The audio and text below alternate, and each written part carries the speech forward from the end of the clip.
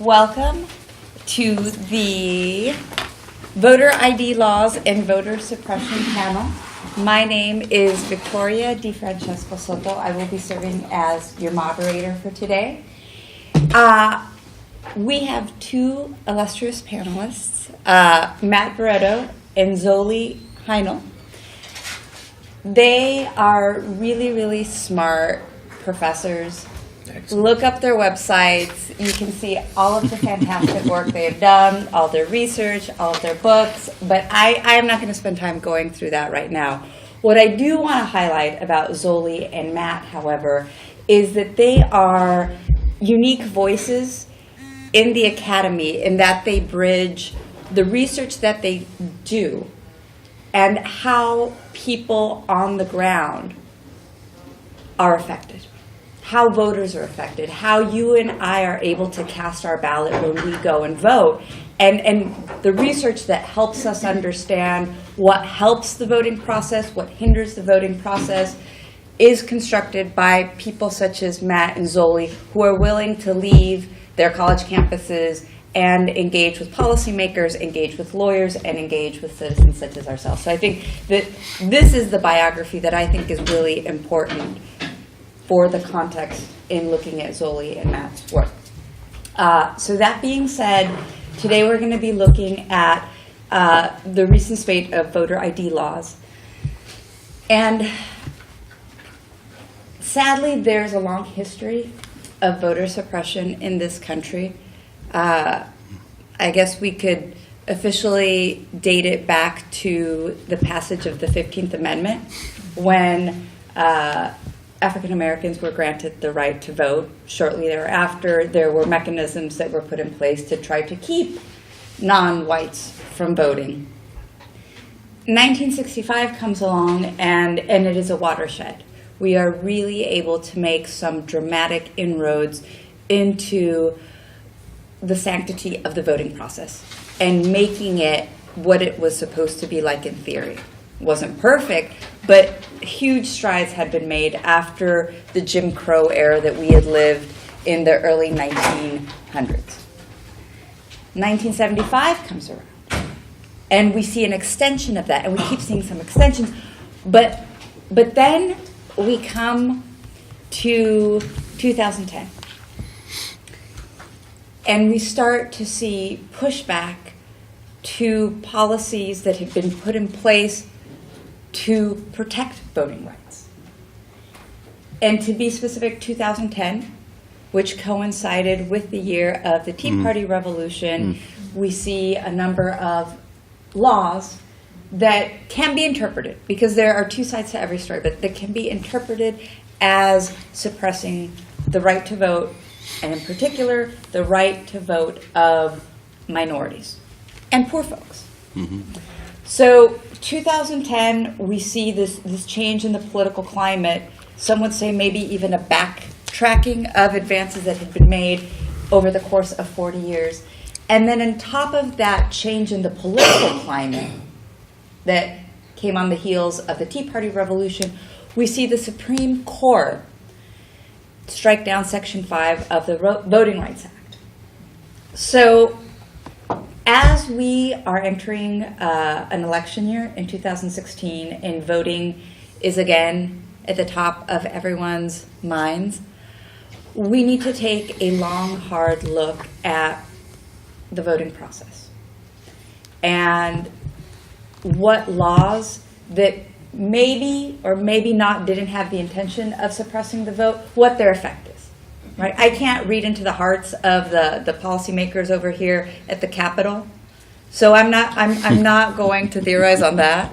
But what we can look at, and what Matt and Zoli can look at, are the effects of those laws that have been put into place, and talk about what their potential effect is going forward, not just into the 2016 election, but the coming election. So with that, I'm going to hand it off to Matt, followed by Zoli, and then I want to allow a good amount of time for a conversation with the audience and the panelists. Matt. All right, great, thank you. Thanks for that wonderful introduction, Vicki. And thanks for you, those joining us today. I'm going to talk about the voter ID law here in Texas. Gabe Sanchez and I, who's at the University of New Mexico, I'm at UCLA, we have worked on now 6 state voter ID lawsuit challenges in federal or state court. And Texas was the 3rd that we worked on. And we collected a lot of data, collected a lot of evidence, and I want to share with you part of what we put into our report that we reported to the federal court, and share some of those findings in terms of trying to put what Vicki just said, some of the real numbers behind what was happening, what we think. Also going to give you a little bit of just background in general. I don't have data points here today about some of the other states that we worked on, but I'd be happy to talk about those elsewhere. Not surprisingly, it's been pretty similar. It's been a pretty consistent finding across the states in terms of who has the different types of ID and who doesn't. So let's start with the motivation for voter ID, which is vote fraud.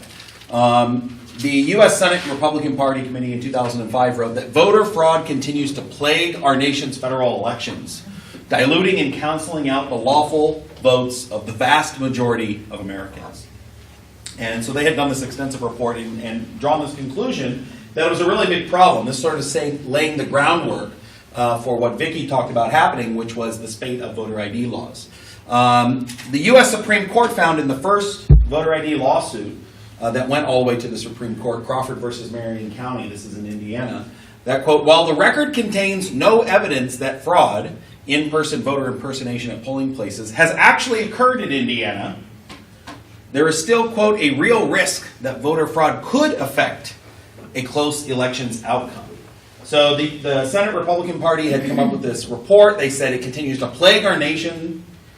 In Indiana, there was 0 evidence entered of in-person vote impersonation. This is the type of fraud. Not to say that there couldn't be some fraud in elections, but the type of fraud that photo ID laws had come up with. So we have now what's more of a theoretical question, according to the Supreme Court here. Do states have the right to try to prevent fraud from happening at all costs, even in the face of evidence that no fraud exists? In the Indiana court, in the Indiana case, there was no evidence given of how many people would be affected. This is not a case that we worked on. There was no evidence given of exactly how many people did not have an ID. It was more of a theoretical debate, and that's what ended up with more of a theoretical discussion. So we want to know if voter fraud is not really happening, but is used. What is really behind voter ID? And what Gabe and I have said in this academic paper that we're writing is that it's a combination of 3 things, and I'm going to focus mostly on race today, but race, class, and partisanship. Voting regulations, as Vicki explained, voting regulations have been directly tied to the exclusion of African Americans since the 15th Amendment was ratified. Almost directly what you just said, Vicki. I know. We're on the same page here. If you go through and look from 1870 through 1964, we always try to be cautious as academics. We don't want to make sweeping generalizations, right? We can't find any examples of changes from 1870 to 1964 to voting laws, to anything, that were not specifically and directly designed to limit or deny African Americans the right to vote. Every single thing that was passed had the intent and purpose to limit or deny the African American franchise. So when we step back, we're not that far away from 1964. We still have this in the back of our minds. It's a motivating question for us as academics. Is this still happening? In Arizona in 2012, we just use this sort of a funny example, although it's real. The official Spanish language materials that the state of Arizona printed said that election day was November 8th instead of November 6th. They said it was a typo. And it may have been a typo, but it was only sent to people who requested information about the election in Spanish. And it was an important typo telling them the wrong day of the election. Right, so And a later date. And a later date, afterwards, not before. Not vote early, November 4th, but to vote on Thursday, November 8th. And so this sort of stuff, there's plenty of examples of this. So let's talk about how you measure voter ID and what is voter ID. And then I'm going to return to this discussion of whether or not this was racially motivated. This is one of the hardest things to prove in a court case. It was proved very convincingly here in the state of Texas. And then it was sort of thrown back down to the federal court judge to reevaluate that. They didn't say that she got it wrong. They just said, just make sure you're clear in what you're saying here in your ruling. You're saying in her initial ruling, she said that it was racial intent is what motivated the law. And that usually hasn't been found in other cases. And it was found here in Texas. And I'm going to talk about that. So what type of IDs are allowed? This varies dramatically across state. So there's something like 20-some states have voter ID laws now. And what that means is very, very different. Sometimes two states look exactly the same. Like, oh, they both allow this and they don't allow that. And other times they're dramatically different. Some are very forgiving, which they have a long list of IDs that you could use, or you can just sign an affidavit and say, I am who I say I am, I just don't have an ID. And other states are very strict. So it really, really varies across state. One of the questions we want to know is who is the most appropriate pool of people to examine when we're thinking about voter ID laws. In some court cases, they only want to look at registered voters, people who are already on the voting rolls, and see how many of those people would be affected. Gabe and I like to take a step back and say, let's look at all eligible voters, everyone who's a citizen adult, because those are potential voters. A big question that comes up a lot of time in court cases is whether or not you actually possess the proper photo ID versus give me a count of how many people were turned away on election day for not being allowed to vote. We think that completely misunderstands the question, because if you don't have the proper photo ID, you may not go to the polls in the first place. So there's only a few number of people who go to the polls and then go, oh shoot, I don't have the ID, I got turned away. And so that's a much, much more conservative measure, and one that we think sort of decides the question. And so we ask the question, what is the best way to measure this? So what counts as a valid form of ID? A driver's license, pretty much every single state of these 20 or so states. Maybe Zoli has in his slides how many states have this. I don't remember. It changes on an almost monthly basis now. But driver's license, that counts everywhere. State non-driver photo ID card. This also counts pretty much everywhere. This is the new thing that they sort of invented about 20 years ago or so, that if you were elderly and you were no longer driving, but you still needed like something that looked like a license that you might use to cash checks and stuff like that. And so this is now the second most common. It's issued by the same thing, the Department of Transportation, the DMV, whoever it is. A U.S. passport. This does not actually count in every single state. It counts in a lot of states, but in some states it has to be a state ID card. A U.S. passport cannot be used. If you have a U.S. passport, you can't use that everywhere. It counts in most places, though. And a military ID card. These are the things that pretty much, if you have these things, you can get in. In some states, a university ID works, although it has to be issued by a certain university, like a state university. If it's a private college, it may not count. The university ID might have to have an expiration date printed on it, which most university IDs don't have. A state or federal employee ID. This counts in a lot of places, but in many, many places, if you work for the federal government agency or a state department and they issue you an ID card, you can't use that to vote, even though a state agency has issued you that card. And a concealed handgun license. We all know, of course, there's Rick Perry. That's what you need to vote here in Texas. Is that a real picture? Yeah, that's a real picture. You need a gun to vote? Yeah, you can bring your gun in, actually. No. I think you can, because you can carry guns around now, anywhere you want. But a concealed handgun license, your handgun license is your ticket to voting here in Texas, but a university ID is not. In Texas, driver's license, so that was just a generic slide. In Texas, it's driver's license, a non-driver ID, passport, military, or gun license. That's the limit. Other state employee IDs or university ID don't count. It has to have an expiration date on it, and it has to be unexpired within 60 days at the time you vote. This is another rule that is just bizarre, because there's no reason why your driver's license needs to be up to date to prove who you are, unless perhaps in the 60 days or so since your driver's license expired, you're now no longer the person you say you are. But in every state, and this is something that we find a lot of people, and this is what creates confusion, there are a lot of people that have expired driver's licenses, a lot. And so they think like, oh, I'm good, I got a driver's license, and then you take it out, and poll workers are trained to check that. Oh, sorry, sir, your driver's license expired, you can't vote. And name matching. This is one that creates a lot of confusion. Almost every state has this clause that says the name must substantially conform. And that was the case here in Texas. What does that mean?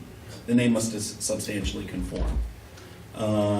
If you have women that have multiple last names or then get married, and then maybe legally on some documents have a hyphenated name or an additional name? What if your other documents don't look like that? It's up to the poll worker. The poll worker at the front desk gets to decide whether or not your name conforms or not.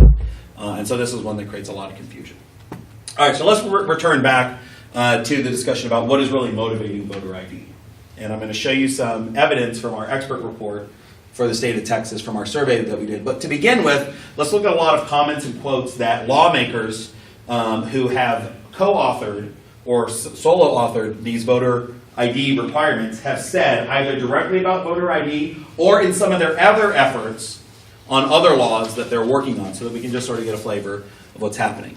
And again, in our larger project, Gabe also have additional comments about class and about partisanship, but here I'm just going to highlight the ones about race.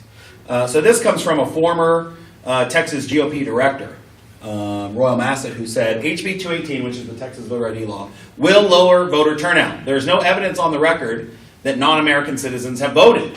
So he's saying, same thing, there's no fraud that would have been stopped by HB 218. HB 218 is a direct descendant of poll taxes and allowing only white male property owners to vote.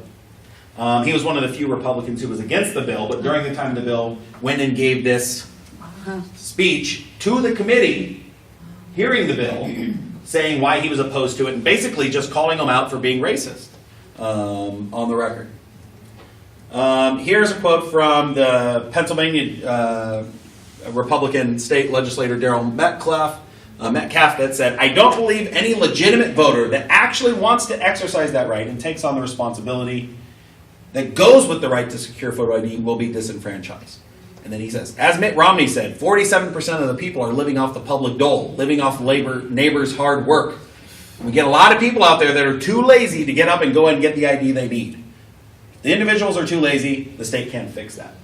Again, he was one of the co-authors of the Pennsylvania ID law. What is he talking about when he says these people are too lazy, they don't work hard enough? Well, here's a quote from a representative in Oklahoma that sort of continues that thought, who was a co-sponsor of one of the voter ID laws in the state of Oklahoma. Are they in prison just because they're black or because they don't study as hard in school? I've taught school, and I saw a lot of people of color who didn't study hard because they said the government would take care of them. So almost just directly finishing the other thought, directly connecting this idea of people who are too lazy to get IDs to people of color and blacks. A couple more good ones here. This is from the state of Arizona. State Senator Lori Klein. This is not necessarily her own words. This is a letter that she read. She said she got from a teacher in southern Arizona, from a high school teacher. Sent her this letter and asked her, would she please read it on the state Senate floor when they were discussing and debating an immigration bill. So this was in the context of an immigration bill, but Senator Klein was also a co-author of the voter ID law. Most of the Hispanic students do not want to be educated, but rather be gang members and gangsters. They hate America and are determined to reclaim this area from Mexico. If we are able to remove the, quote, illegals out of our school, the class sizes would be reduced and the students who want to learn would have a better chance to do so. Pretty obvious. Again, co-author of the voter ID law. And I think this is the last thing that we have. Yes, this is from, you probably remember this person. This is not a state representative, but is connected to Betty Brown, who is the co-author of the state bill. We'll return the last two quotes here in the state of Texas. This is Rebecca Forrest. She is an activist against immigration. If you want to know why we can't pass that legislation in Texas, it's because we have 36 Hispanics in the legislature. All of the states that have passed legislation have a handful. And I mean literally, some have no Hispanic legislators. Well, maybe 3 or 5 or something. So that's part of the problem. We need to change those numbers. We need to do something about that. Basically saying we need to get rid of too many Hispanic legislators. And the state representative, Betty Brown, who eventually lost a primary challenge, said during the HB 218 Texas voter ID hearing, when a Chinese American who represented a Chinese American advocacy group in Texas came up and said, this name conforming thing is really going to screw with us because you guys always screw our names up. And you put our last name first sometimes, and he's giving this speech to her committee on the voter ID bill. And she says, rather than everyone having to learn Chinese, I understand it's a rather difficult language, do you think it would behoove you and your citizens to adopt a name that we can deal with more readily here? So that was all sort of a long way starting and coming back with some examples from Texas. We have about 700 more examples like this. in our larger project to say we really think what's motivating this is race. We're not shy about saying that in our paper, and some that we've had critics who don't necessarily like us sort of pointing that out so head on, I guess. So how do we get that? The next section here, I'm just going to now run through the results of our study. How do we gather data to assess this? So we have some provocative quotes. As we said, some of these were from Texas. They were used directly in the intent section in the trial here in Texas. But we need to do more than just show some provocative quotes.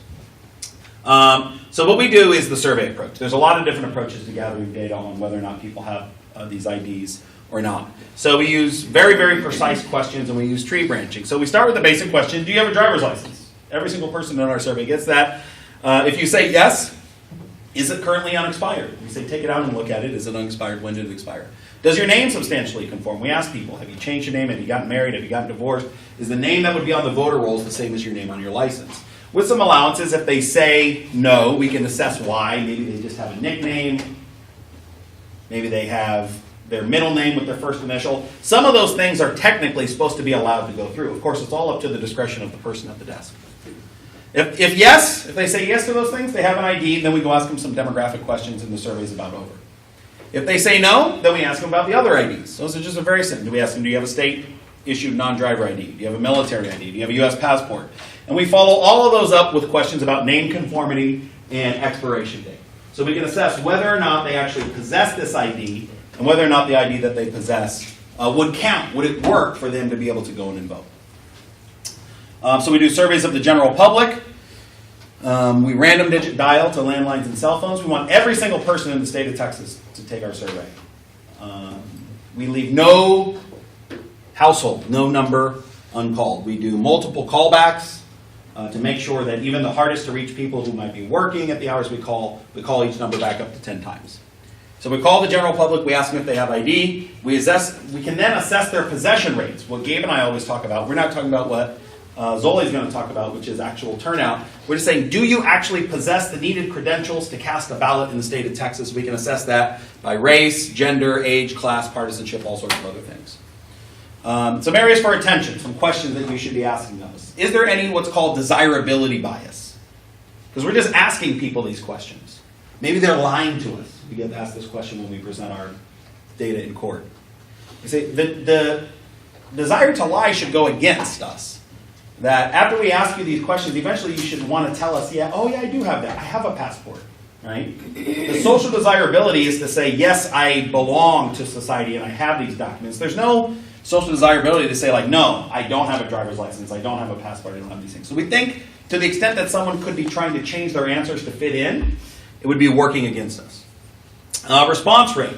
Certainly every single person that we call on the telephone does not agree to do our survey and talk to us. What if all of the people who hang up on us every single one of them has a license, and so we're underestimating that. So we do some things in here to assess that. Question wording must precisely match the law. As I said, all these state laws are extremely different. We want to make sure that the question wording matches. And finally, we need to protect the confidentiality of the respondent. In some ways, this is easy because we tend to employ a method called random digit dial, where we don't know who we're going to get till they answer. But in each case, the state wants us to turn over all of the records of everyone we interviewed so that they can follow up with them, even if we just give them the phone number. And we never do that. And in every single time, there's a little side hearing, or I don't know what it's called, and so far, the ACLU or the lawyers that we're working with have always won those, that there's a academic as well as a market research data collection expectation of confidentiality. But that's something that's very important. All right, so what do the results show? This is the percent of people here in the state of Texas who lack the photo ID by race. This does not include the name conformity issue, I should say. We divided it up. This is just objectively, they do not have the ID to vote. If we added the name conformity, each of those bars would go up a little bit more, because some of the people who have ID say, yeah, but then I changed my name. 4.7% of whites, 8.4% of blacks, and 11.4% of Latinos in the state of Texas do not. And this comes directly out of the report that Gabe and I presented in the BC versus Perry case down in Corpus Christi. So what does that look like? 184,630 African American citizen adults. That's a lot. 184,000. It's almost the size of a small city, medium-sized city. don't have an ID, who are citizen adults in the state of Texas in 2014 when we did the study. 556,000 Latinos. Citizen adults, and they don't have an ID, they don't have the photo ID enabled to, they lack a photo ID to vote. These were the numbers that we submitted to the court. In addition, among those people, we asked follow-up questions about, well, couldn't you just go get one? Remember that quote I showed from the Pennsylvania state senator? You're just too lazy. Why don't you just go, if you wanted to vote so bad, you could just go on Tuesday down to the place where they're handing out free IDs and you could go get one. So we asked a series of follow-up questions about whether or not each of these would provide a burden, and would it be a substantial or small burden. Having to request time off of work or school. Having to get a car. Most of these people don't have driver's licenses. All of them don't. So many of them don't have a car in their household. So they might either have to ride the bus. So it creates burdens. Even if the state is handing out free IDs, you have to bring your documents together. You got to go get your birth certificate. You need your official birth certificate. Official certified copy of it, not an official certified. And this is the number of people, so almost all of the ones that we interviewed, who said they lacked the photo ID and they would face barriers trying to get them. So, it was 184 and 556, but it's basically 75% of the people who don't have an ID say, yeah, it would be really difficult for me to go and get one, or costly or burdensome. Not only that, but we see a very, very strong correlation to socioeconomic status. And not only a strong association to socioeconomic status here in Texas, but that is particularly felt by blacks and Latinos, who are much more likely to lack ID in the lower income category. So among people who are in the lowest income bracket, meaning their annual household income is $20,000 or less, 40% of blacks, 2 out of 5, and 40% of Latinos don't have an ID. And it's not entirely driven by class, because it's only 15.9% of Anglos. Now that's a lot higher than their statewide rate. It was 4.7. But even Anglos who are in this lowest bracket, right? If this was entirely driven by class, we would expect all these bars to be level. We would say, well, the real problem is just that blacks and Latinos are poor. But even when we look within class, we continue to see very strong, striking race effects. And why is that the case? So among people in this lowest income bracket, or among people who lack ID, 35% of blacks and 51% of Latinos, many of these are immigrants who came here after they already didn't have a high school degree, but only 10% of whites. So if you don't have your ID and you don't even have a high school degree, everything interacting with the bureaucracy gets harder. And the same thing, they're overwhelmingly low income. So 60% of blacks who lack an ID in Texas make less than $20,000 a year, and half of Latinos. That's their annual household, all the earners in the household put together, $20,000 or less. Many of those folks, those Latinos, live in the Valley, where, by the way, there aren't just free ID centers next door. In some places, you have to drive 100 miles if you live in the Valley, 100 miles to get your free ID. With your $20,000 a year income, don't have a high school degree, don't own a car. Good luck getting an ID. So to get this free ID, I think I'm almost to the end here. To get this free ID, you need to supply some underlying documents. So the state says, look, we understand some people lack ID, but we're giving it away free to anyone who wants it. If you're a U.S. citizen, you just come into this office. Might be hard to get to, but you want to vote, you got to come and get it. Well, to get there, you still need to provide what's called underlying documents, like your birth certificate, your social security number, proof of citizenship, proof of identity. You need other types of ways to prove you are who you say you are when you go in and get your picture taken. And among those people who don't have ID, so those ones that would need to go there, over a quarter of them do not have their underlying documents. They don't have their birth certificate. They don't know where it is. Or they weren't born in a hospital. A lot of viejitos in the Valley weren't born in a hospital. They don't have a county public record birth certificate. Well, if you don't have that, they won't give you an ID. It doesn't matter even if the office is next door to your house.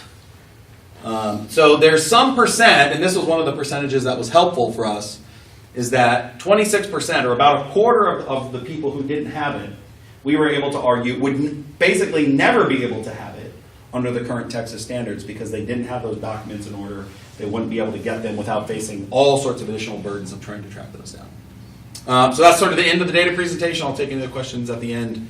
Turn it over to Zoli now. Okay, you want to do it? Thank you, Matt.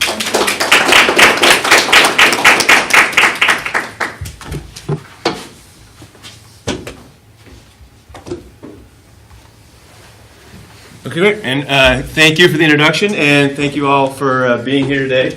I think the two presentations go really well together. So what Matt's done is, I think, a phenomenal job of showing, number one, intent, and number two, showing how massive voter ID laws could have, or the consequences could be. And I'm going to look at sort of the next stage, which is turnout and the actual consequences of these laws for who turns out and who doesn't turn out. And the patterns are going to, not surprisingly, fit very closely to the things that Matt talked about. So just to make sure everyone knows, this is with a fine graduate student of mine, Desirability. So those looking for someone to hire at some point, remember that name.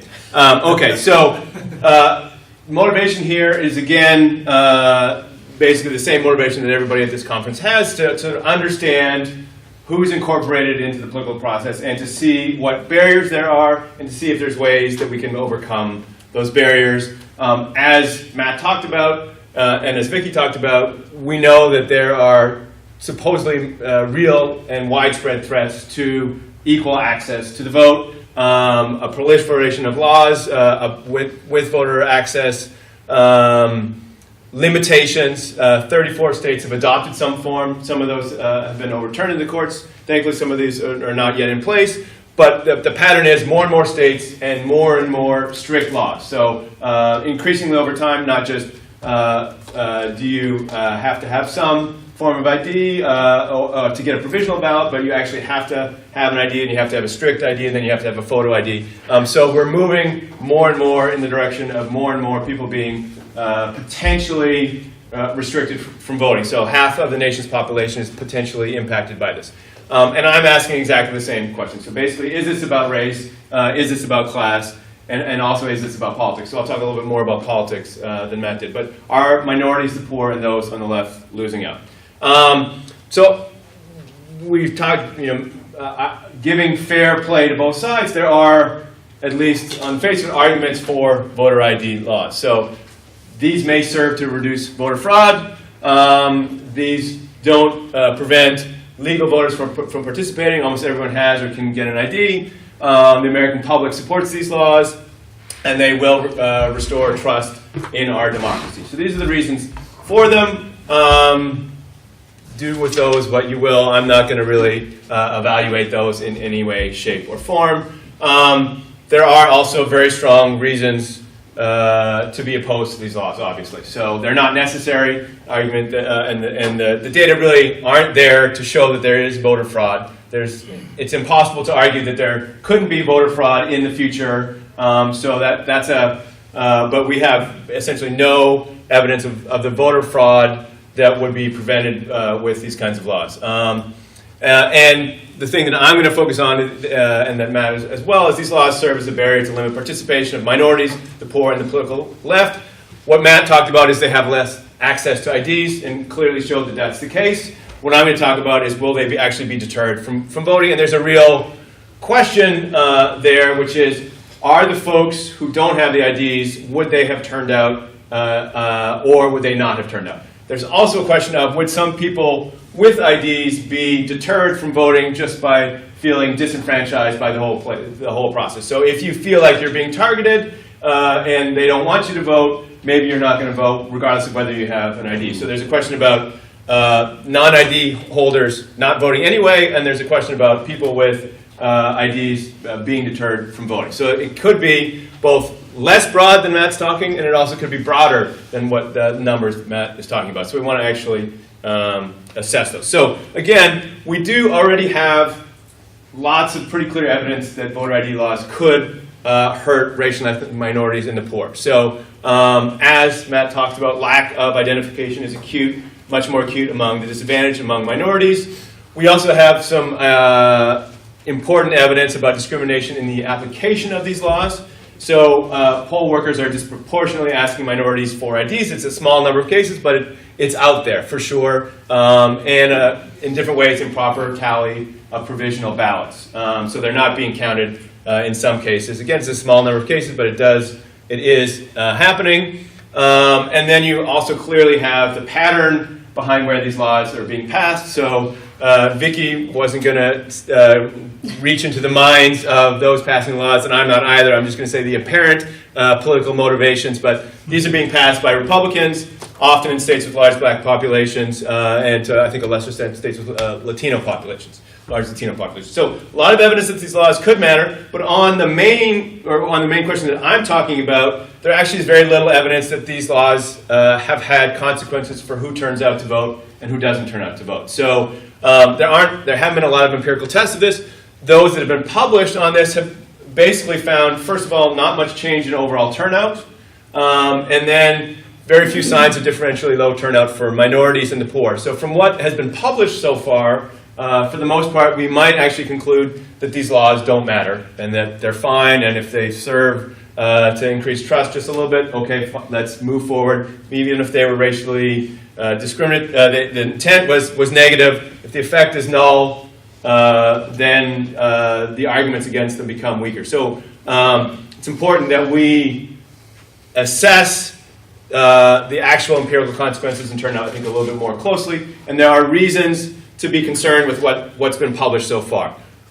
First of all, I think one of the main ones is these studies, most of them occurred prior to the strictest forms of voter ID being put in place. So prior to 2008, if we find that it's only the strict photo ID or the strict ID states that have the turnout effect, if we were only assessing non-strict ID states, then we were assessing the wrong states and the wrong laws. So as these laws become more strict and more stringent, we might see greater effects. And how past researchers have looked at this hasn't necessarily singled out strict states. So we might want to look at more recent data. We might want to look at strict states and separate them out a little bit. Also, if we just look at surveys and look at who says they voted and who says they didn't vote, we know that there's massive over-reporting of voting. We know that at times minorities over-report more than whites, although there's some dispute about it. But we really, if there's a 20-30% error rate in terms of surveys, it's harder to detect the effect of a state law. So we want to have good data on who does and who doesn't turn out to vote. And then lastly, no one's really looked at the political effects of these laws. So are they, as one might expect, given who's pushing them, are they helping Republicans and hurting Democrats? So we want to assess that as well. Our solution is relatively straightforward. We just have newer, better data than the folks before, which is, it's not rocket science, but it's important that we have these things. So we're using what's called the Co-Operative Congressional Election Study. It's a nationally representative study and covers recent elections. So data here is from 2006 to 2012. We now have 2014 data that I'll be adding in as well. Number two, it has the validated vote. So each person who reports voting, the study goes back to the voter rolls and determines whether they have voted or not. If there's no match whatsoever, then they're dropped from the analysis. So it's not, if we can't determine whether they are or not a voter, they're dropped. But so the people who say they're voting, we pretty much know that they're voting. The people who say they're not voting, we know that they're not voting.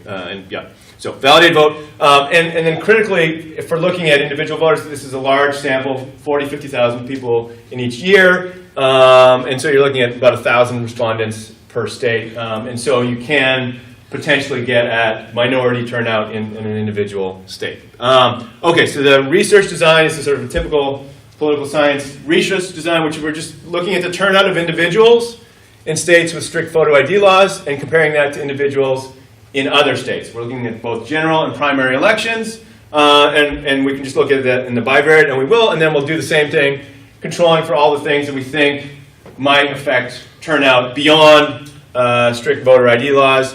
So other state electoral laws, the context of each election, individual demographics. I'll go over these again in a little bit. And then the factors that might lead to the passage of strict ID laws. And the key test is, does the turnout gap between whites and racial and ethnic minorities increase in strict voter ID laws, all else equal? And again, we're focusing on strict, or at least we'll start by focusing on strict voter ID laws, because we think those are the ones that really have are likely to have the biggest potential to dramatically impact turnout. Okay, so what happens in reality across these years? Start with a simple test. We're not controlling for anything here at all. We're just looking at the validated turnout rates of different groups in different states. So you can look at the turnout of, okay, yeah, so we did get cut off here, so I didn't go actually look through my style. So here we've got general with strict vote, no, so this is general and then general, strict photo ID, primary, and then primary strict photo ID. So I'll walk us through since it's not so easy to see, but what you see is that in strict photo ID states, Hispanic turnout is a lot lower than Hispanic turnout is in non-strict photo ID states, both in the general election, so you see the gap here, and in primary elections. You see a similarly large gap for Asian Americans, and somewhat of a gap for African Americans, at least in primaries, somewhat in the general election, and at least in primaries, and the gaps in general for whites are a lot smaller. So it looks like the turnout of minorities is going down a lot more in strict photo ID states than the turnout of whites is going down in strict photo ID states. So I apologize again. Just to reiterate, the black line is general election turnout for a group in non-strict photo ID states, and then this is the general election turnout in strict photo ID states. So the drop here is one could say is due to strict voter ID laws being in place in that state. And again, the overall story is much bigger drops for the Latino and Asian American turnout than for white turnout, and somewhat larger drops for black turnout than for white turnout. Which election was this? This is 2006 through 2012. Yeah, all agglomerated together. Okay, so it could be that those, just keep that here for a second, it could be that those gaps are real and they are driven by this one particular law in each state, but each of those states is different on all kinds of different dimensions, and so we want to sort of see whether controlling for other factors that we think are important, we get the same relationship. So, laws, there are a range of state electoral laws that we think help drive turnout of the population in general and of minorities. So we put in the registration deadline, early voting, vote by mail, no excuse absentee. We look at the context of the election in that year, in that state, so how much money is being spent, which candidates are actually on the ballot, whether it's open seat, region, so on and so forth. We look at each individual's demographics, so then we're now not going to just control for your race, but we're going to control for your class, home ownership, gender, a range of other different factors. So is race driving this difference, or is it more a function of class or something else? And then factors that lead to the passage of strict ID laws. So it may be, what we know it is the fact that these are largely Republican states and they have different demographics. So is that driving the results that we see in the end, and not the strict photo ID law? Okay, so we run a regression. I'm happy to show you the table, although it's a little bit long, but we're happy to show it if anybody wants. And this is what happens. And again, the slides didn't go through. I apologize. So you've got the predicted racial gaps in turnout in states with photo ID law, strict photo ID laws, and in states without. So again, you're going from general, all other states to general strict photo ID laws, primary, all other states to primary strict photo ID laws. And this is the gap in turnout between whites and a particular racial and ethnic group. So you see that in general, in a general election, whites turn out at a slightly higher rate than Latinos after the controls that we have in here, right? So you've got a gap of about 5 points, which is probably somewhat reasonable given that we're controlling for socioeconomic status and a range of other factors.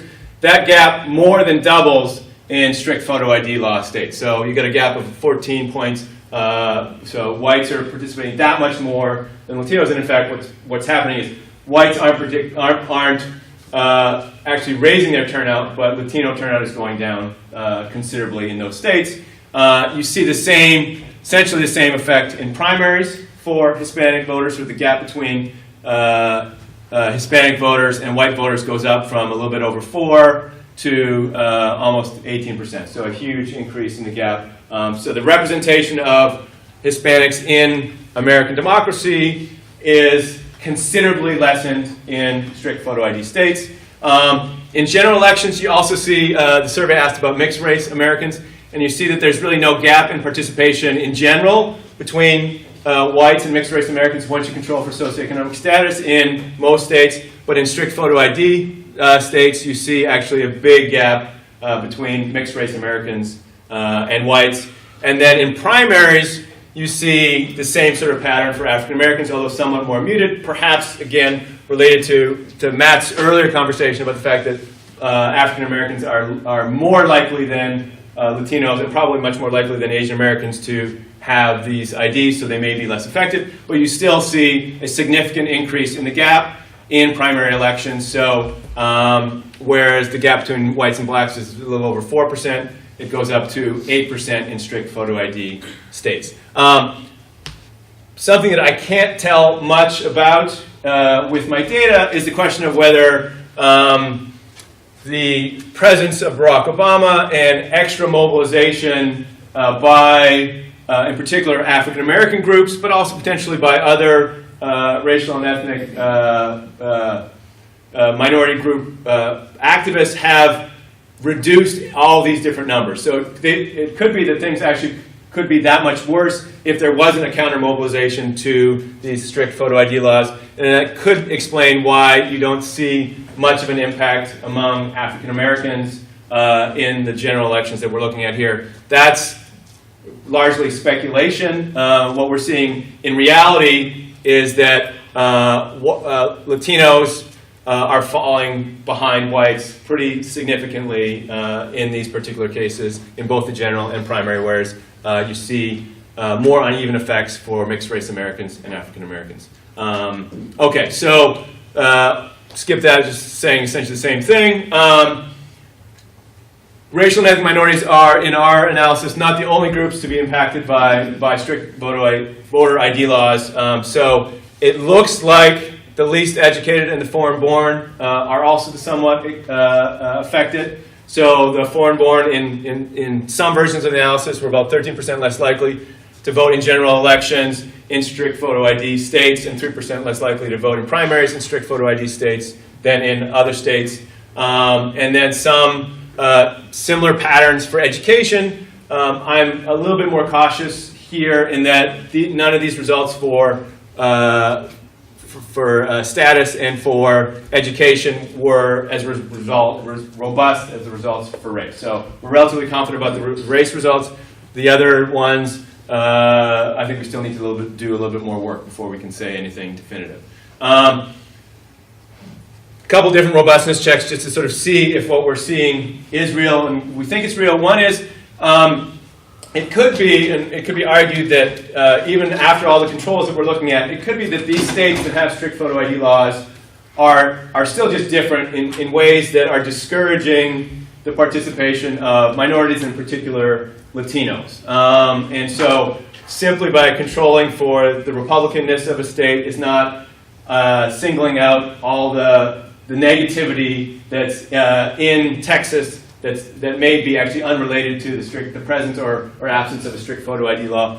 One way a little bit to get around that is to say, okay, if these states are extraordinarily repressive states, then it's probably the case that they're repressing Democrats and minorities. And so if you just looked at Democrats and you compare Democratic turnout in states with no strict photo ID to Democratic turnout in states with strict photo ID, so we're dropping all the Republicans and all the independents, and we're only looking at the effect among Democrats, we find that racial minorities are still falling behind. So Latino and black Democrats are falling behind white Democrats in states with strict photo ID laws. So it does seem to be very much a racialized phenomenon and does seem to be related to the strict photo ID, the presence of strict photo ID laws. We find no effect on other forms of participation that don't require an ID. So attending a meeting, signing a petition, none of those things are disproportionately affected in strict photo ID laws, which is exactly what you would expect. We do what's called a difference in difference method. So looking at the change in, say, Latino turnout in a state that has instituted strict photo ID laws for the first time, comparing that to the change in Latino turnout over the same years in other states. And we get essentially the same pattern. Even our data with our large number of cases starts to break down in terms of the small numbers there. So we have less confidence in that, but we're happy that those results are pointing in the same direction. important next step was to say, okay, maybe it's not just strict photo ID laws, maybe it's strict non-photo ID laws. So you have to present an ID and particular IDs, and again, it does vary from state to state, as Matt's saying, but you have to present an ID, it has to have your name on it. Does that disproportionately reduce minority turnout? And we find, again, that in this case it does. So the turnout gap between Latinos and whites is estimated to be about 13 points higher in strict non-photo states. And here we get a more robust effect for African Americans. So the turnout gap between blacks and whites is estimated to be 7.5 points higher in strict photo states than the rest of the other states. So no other, if you try and break down a finer and sort of less strict laws into finer gradations, we can't find any other effects for turnout for anything other than these two forms of strict photo and non-photo IDs in our data, at least in any case. Are there political consequences to this? So given that Republicans are passing these laws, Democrats aren't passing these laws, you would think if Republicans are smart, if we believe they are doing this to advantage their own party, then you expect there to be effects upon those on the political left, and we find pretty stark political consequences. So Republicans and conservatives are significantly less likely than Democrats and liberals to experience declines in turnout when strict voter ID laws are in place. Democratic turnout drops by an estimated 8.8 percentage points after all the same controls in general elections when strict photo ID laws are in place. For Republicans, the predicted drop is only 3.6 points. So here you get the same kind of change in the gap. So this is the gap between Republicans and Democrats and the gap between conservatives and liberals. Again, general elections with no strict photo ID, and then general elections in other states. General elections with no strict photo ID and general elections in other states. And you see that controlling for other factors, Republicans have a small turnout gap on Democrats, so a little under 3%, but that gap grows more than doubles in states with strict voter IDs. And also conservatives have a slight advantage in turnout on liberals after controls, but that gap grows multiple-fold in states with strict voter ID laws. So these laws, just to conclude, these laws are clearly discriminatory. So they systematically reduce the influence of racial and ethnic minorities in American democracy, number one. And probably number two and number three and number four, very importantly. Maybe number five, these strict voter ID laws are partisan, so they systematically reduce the influence of Democrats. And as Matt talked about and as Vicky talked about, all of this is made more ominous by all the kinds of connections you can make to American history, and everything seems eerily similar to past measures and their effects on access to the vote, so poll taxes. And this all, of course, raises a broader concern about the suite of other kinds of reforms that the Republican Party and others are trying to push forward to reduce or limit access to the vote. So our recent efforts to reduce same-day registration, reduce early voting, reduce no-excuse absentee voting, are those having disproportionately lower effects on minority turnout. And that's something that we're working on. I'd say there probably are some effects in at least one of those cases, but nothing, I wouldn't report any numbers yet anyway. So far it's hearsay. And that's it for me. Thank you, Zoli. Your presentations complement each other so nicely. You see how these ID laws can have effects at multiple phases of the voting process. I would also venture to say that these laws have an effect before the actual act of registration, that I think it leads people to not want to be engaged in the first place, to say, with this political climate, why am I even going to bother to register to vote, even if I have the documentation necessary to do so. So I also think it's important for us to think of the bigger picture of what these laws do to the political climate that we find ourselves in. So with that, I'm going to go ahead and open it up to questions. If you could please state your name, and if you're with an organization, if you could also state your organization. Alicia. Yes, I'm Alicia Perez, and I'm the League of United Latin American Citizens.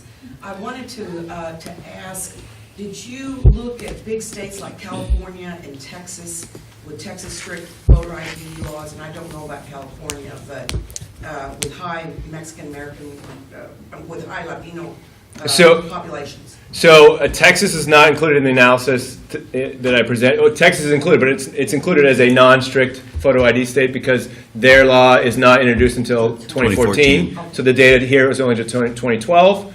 The other, Arizona for strict non-photo would be one of the large Latino concentration states. California is in the data, but it's in the data as a non-strict photo ID. So there's lots of Latinos in here. There aren't massive numbers of Latinos who are affected in this data set to the extent that there will be in 2014. And so that's why the 2014 data will be really important to look at because that will then include Texas. Mm-hmm. So I guess, and what I was thinking was the constant, Latinos don't vote, their apathy, they, don't want to vote or whatever the reasons are, but there's always that criticism about we don't vote. And of course, this shows kind of that it's a little bit system. Yeah. I mean, it's so. I think there's two levels. Yes, Latinos don't vote nearly at the same rate as whites. That's a fact. The more important fact is Latinos vote at roughly the same rate as whites after you control for the factors that determine everybody's turnout. So age, education, income, nativity. Once you control for that, Latino turnout is roughly on par with white turnout in most circumstances. So Latinos are not naturally under-participators, right? They are under-participating in context in which their vote is being suppressed, and they are participating less than whites, understandably so, because either the system is limiting their participation, or they don't have the prerequisite skills that make voting easier, and so it's just natural that for whites as well as for Latinos, higher educated folks, higher income folks, voting is an easier process for them, and so they're much more likely to report voting. But Latinos are not under-participators by any stretch of the imagination in terms of natural tendencies, let's say. Michael. Michael Rivera, UT Austin. This question is for Zoli. How does the CCES define people of mixed race, and what's your intuition about that effect? Because that was like the largest effect size between whites and mixed race. So it's one of the so it's self-identified race, and so you can say I'm black, I'm white, I'm Latino, I'm mixed race. So it's just it's a small population, so there's probably a larger error bar around those estimates. So I wouldn't, with any confidence, say the effect for mixed race Americans is larger than the effect for Latinos or even African Americans. There's a significant effect for that group, but actually comparing across one minority group to another is difficult to make a conclusive statement across minority groups, I would say. Could some of those people be black and they're just Yeah, they absolutely. Yeah, I mean, so nationally, that's going to be I think the largest group. Well, one would predict that that's the largest group in the yeah. But you don't know in your survey We don't whether know. or not. We don't say know if what you the- grouped them with blacks, you could make the black results probably stronger.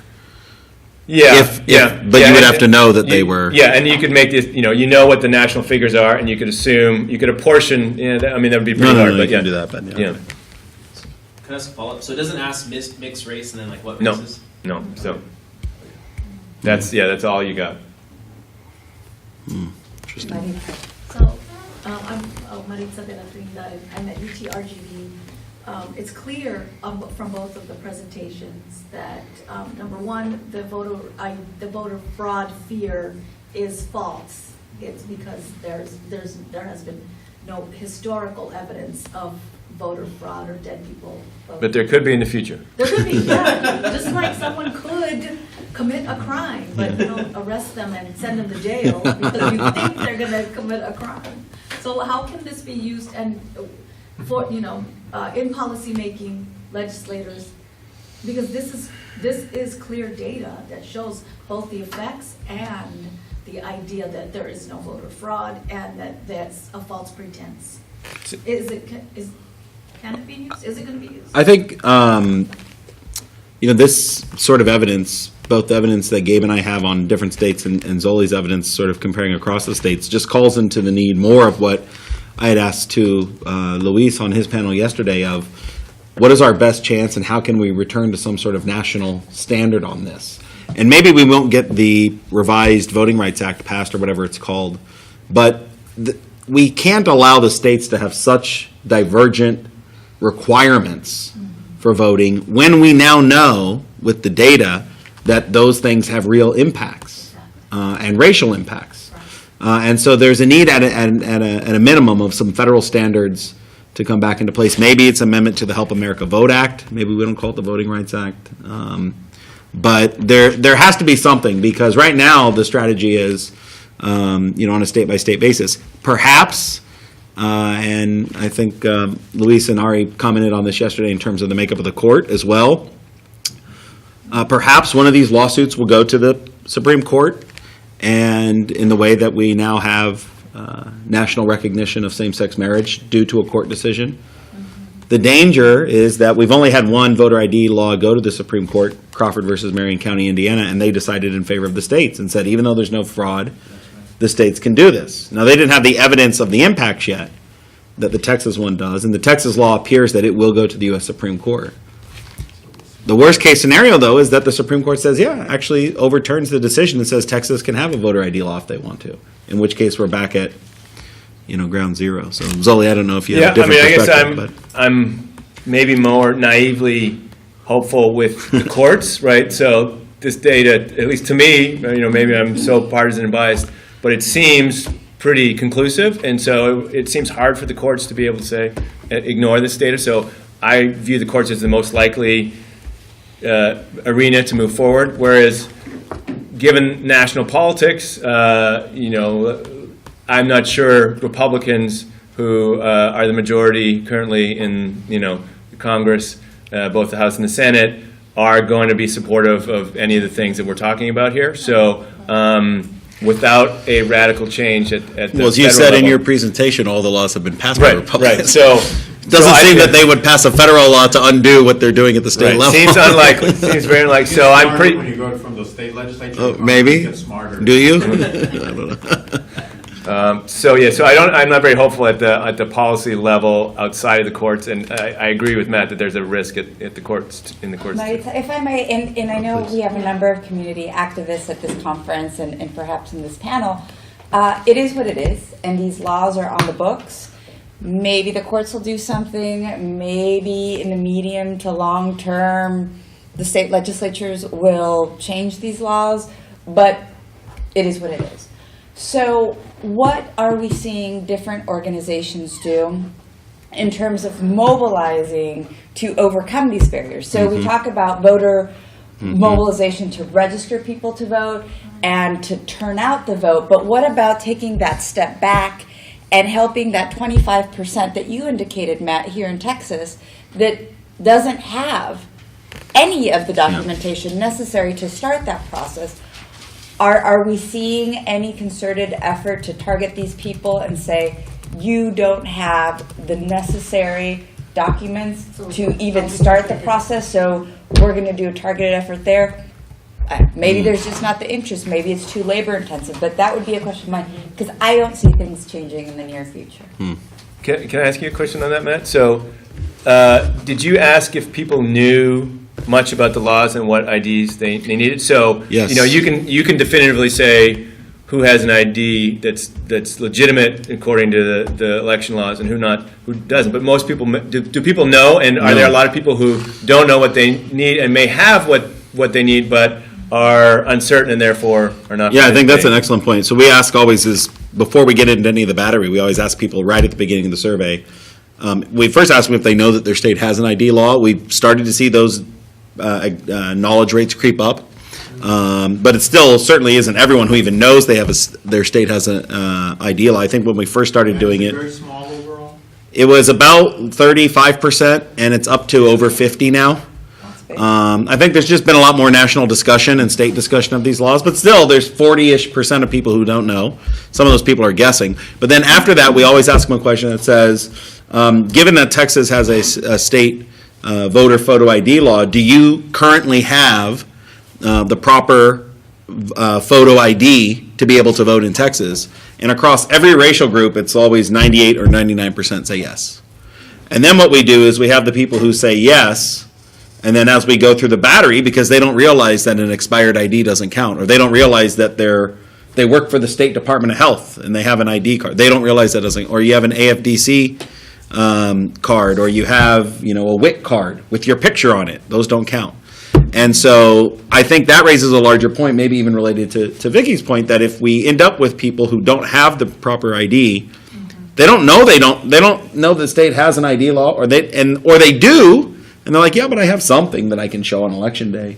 They may not see that urgency to sort of fix it. It really would be up to the advocacy groups. And I'm thinking back to 1994 in California, where you started seeing the push to get people naturalized, and then eventually they registered, and then they voted. It was a long process, but it was a process that started, that was sparked, obviously, by SV. I'm not going to get into this. Luis. A political science question and then a larger public policy question that I'd like all three of you to consider, anyone in the audience. The political science question is, has anyone shown whether or not any of this has mattered in any particular election? That is, as extrapolating, and I understand the extrapolation, that would be necessary, right? But if you take the average decline in turnout, and you look at what turnout was in the election, look at the margin of victory of a particular set of races, would someone else have won if the voter ID law wasn't there? Counterfactual, if you will. Yeah. Just to get some further sense. Again, not definitive, a lot of assumptions, right, and so forth, but it does make it even more real than the two of you have helped us understand it in a nice way. The policy question is, why isn't anybody advocating for a national ID card that includes with it automatic voter registration? The solution's fundamentally simple. Not that the politics, not that the courts would challenge it, but we don't have to reinvent the wheel. Countries around the world have solved this issue of having the necessary identification to be able to vote, have done it for generations, and it's pretty simple. You have a national ID card of some sort, right? And you then include in receiving that card automatic voter registration, which would have more of an impact in increasing participation for everybody, potential, for everybody, than any of the stuff we might do ever through the courts, than any revised Voting Rights Act or anything of that sort. And we can't even begin a discussion along those lines, it seems to me, in this country. I'm just wondering what your thoughts are on I think you whether couldn't. you would support that and still be able to... I would not support You would that consult, without movement on immigration reform, because you don't want to be in the business of handing out American ID cards to people who are U.S. citizens. So I think that creates a whole separate issue with what we're trying to do on immigration reform right now and what it would lead to. If you could package that into a system. The counter to that. The counter to that is you have more voter registration. I understand the challenges of immigration, but you would have such an explosion of voter registration, you could get comprehensive immigration reform. Possibly, yeah. Wait, can you elaborate on that? Well, I don't think we want to be handing out, I don't think we want the federal government handing out cards that say you're a card-carrying American citizen, because if someone else doesn't have that card, and if everyone is supposed to have the card, then it just makes it so much easier to identify people who don't have the card. And to have the disparities that the two of you just described. What do you mean? You're willing to accept the disparities in actual voter turnout of citizens, Yeah. right? It would Because of certainly, the potential impact that it would have on non-citizens. It would certainly I don't want elevate- anybody to be hurt, but that's the reality of the policy positions that we generally, as a society, have staked out right now. it would certainly elevate voter turnout, there's absolutely no question, if we had automatic. I mean, you would have to trade it for automatic registration and these things that some other countries do have. it would certainly increase, and you probably could see sweeping changes in the political landscape within 4 years, I would imagine. So I think if we had immigration reform passed and we didn't have a lot of people who would be without any sort of card at all, that I would completely want to work on that. So I just would be nervous if we did it first and hoped for the best. Well, you just think of the possibility of combining the two. Sure.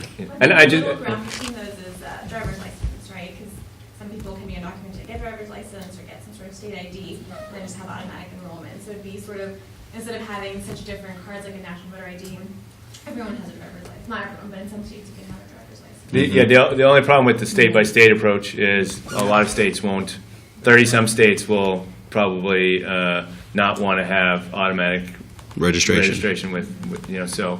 Has to be federal. Yeah, if you want a sweeping change, it has to be federal. Just quickly to answer the first question, Oh. I don't think anybody has done that calculation. I think that is an important next step calculation to do.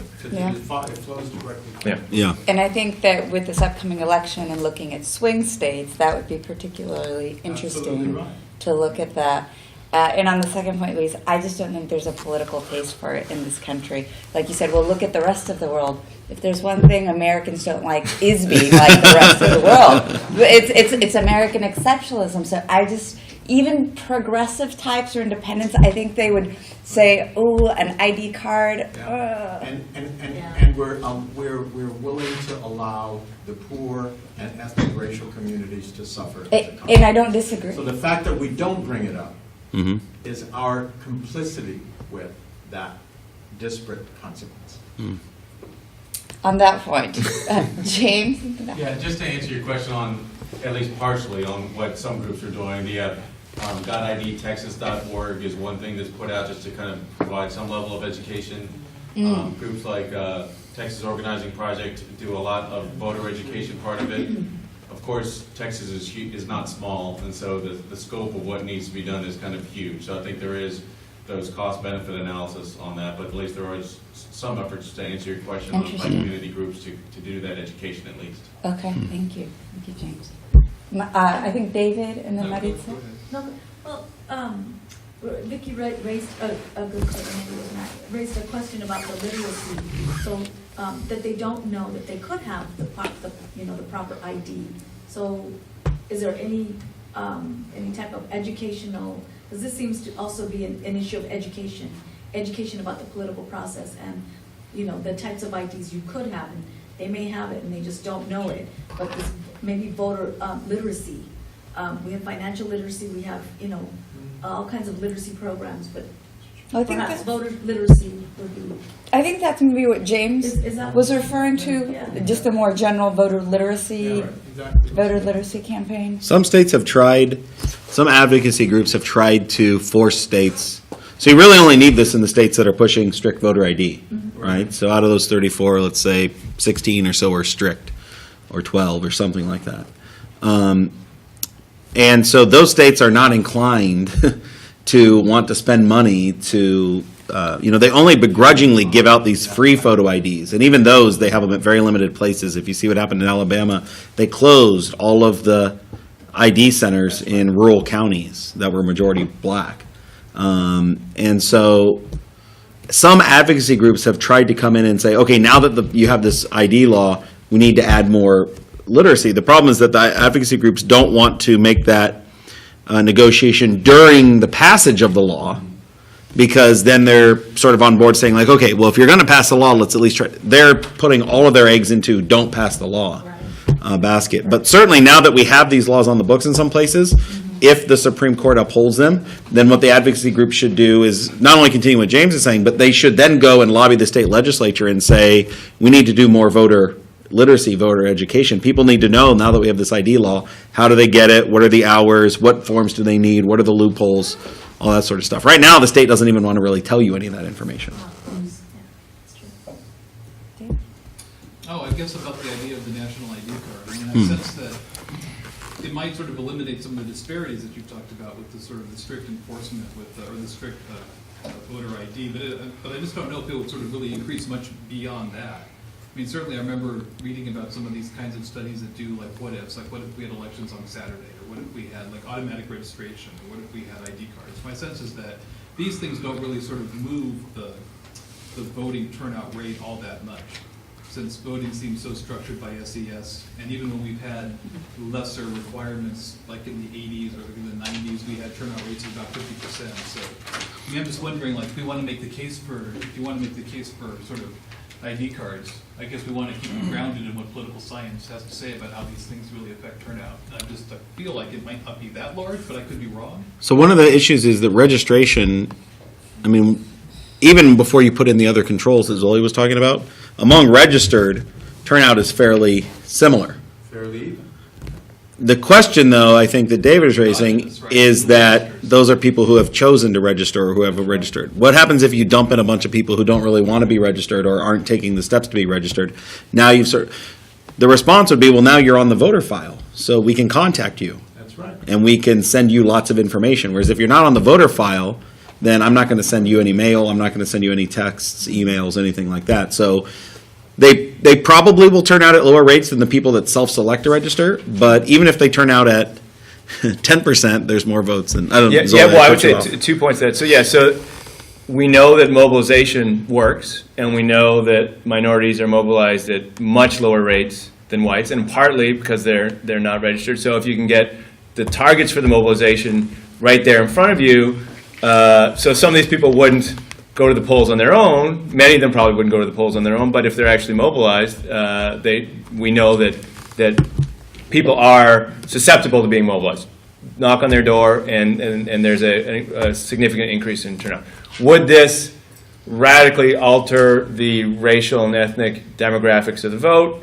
Depends what you mean by radical, but would it be enough to, going back to Luis's question, alter key outcomes in key states? Potentially, right? We'd have to do the analysis. Earl.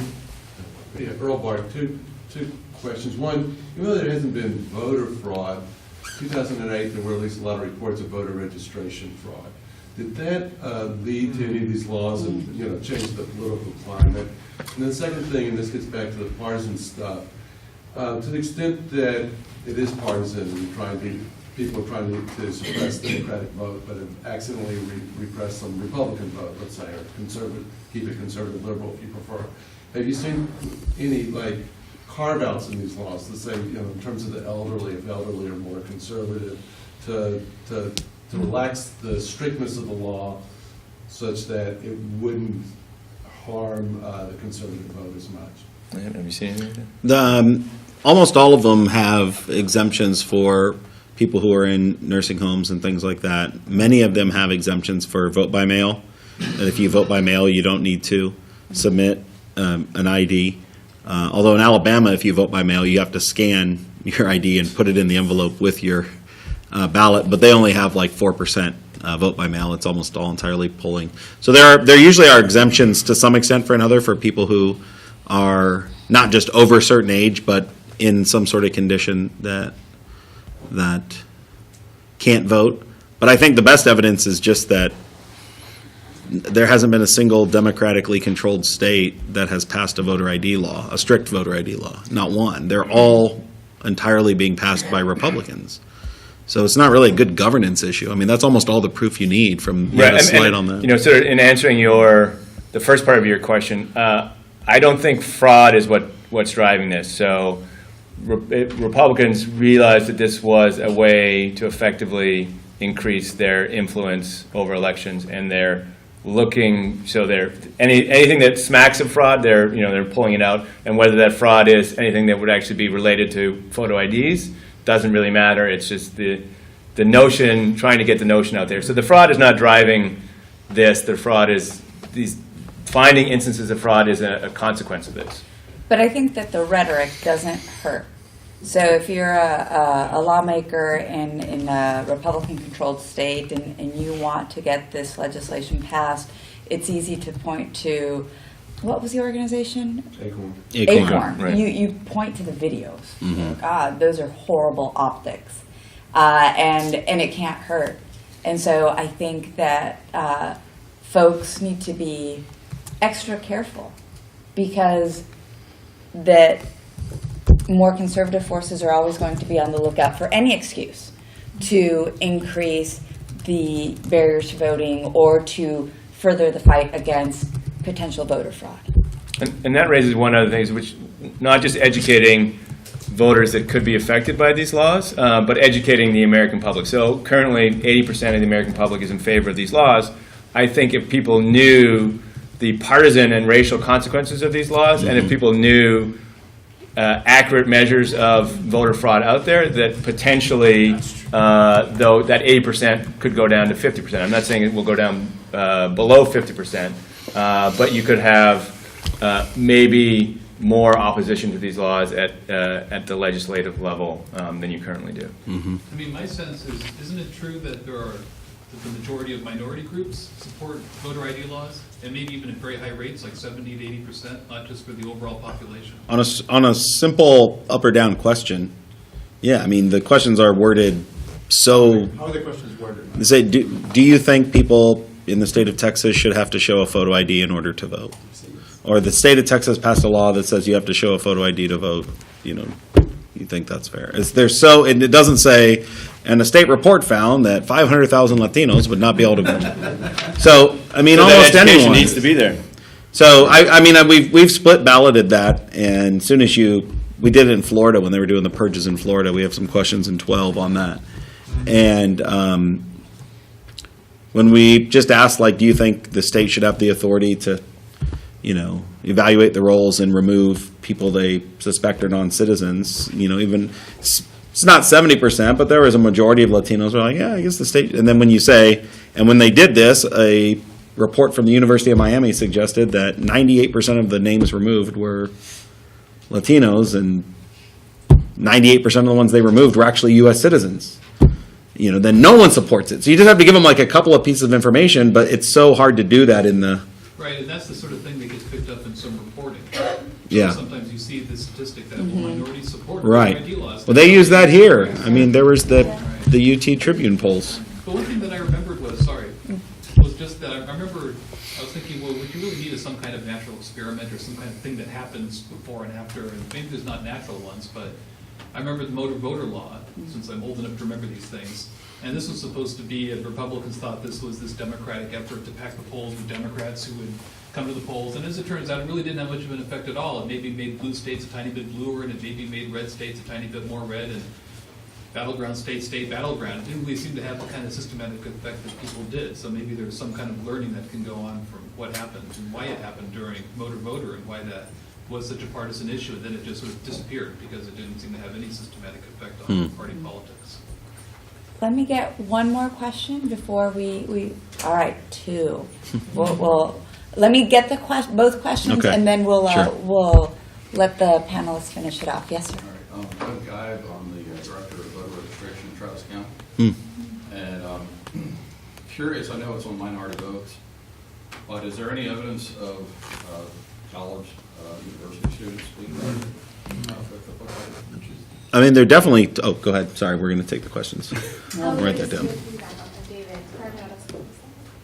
So with motor voter, if I remember, I think it was just providing the option to register, right? So that's why it's still taking it a step further, rather than the national ID, making it automatic that when you get your ID, it still would be a federal law rather than a state law, and that would potentially have a different change than just having the option to register.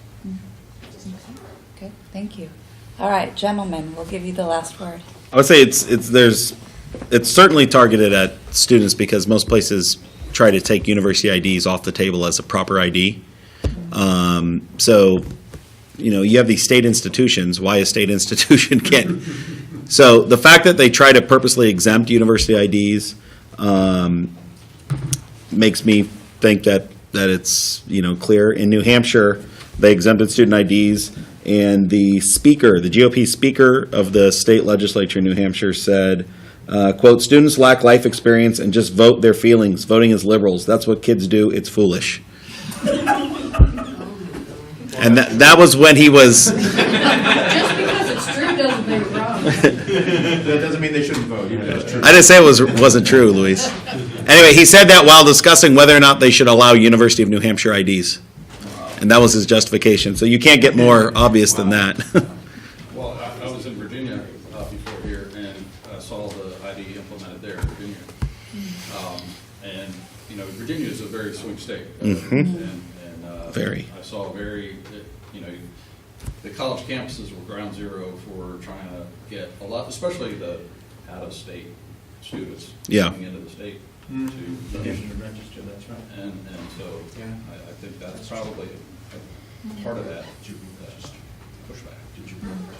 Yeah, and I looked a little bit at age. It's hard to isolate like cases like that of out-of-state kids in a particular state, and you know what happened in terms of their registration. I didn't see a lot of age interaction effects with strict voter IDs, but I think it's a little too early to make a conclusion. We usually find a curvilinear relationship Right, with yeah. age. I And don't it know needs if to be you looked at. modeled it that I way. didn't model it well enough Because to make anything. The youngest and the oldest groups have the lowest rates of, at least on possession, yeah, not on yeah. turnout.